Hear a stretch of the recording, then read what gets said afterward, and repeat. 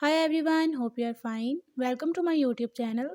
In my today's video, I'll be talking about the Google Assistant settings of your device Vivo Y02s. So if you want to disable Google Assistant in your device, you have to follow a few steps which I'll be sharing with you in my today's video. But before that, hit the red subscribe button and the bell icon to stay updated. Now watch this complete video and you will learn how to disable Google Assistant in your device Vivo Y02s.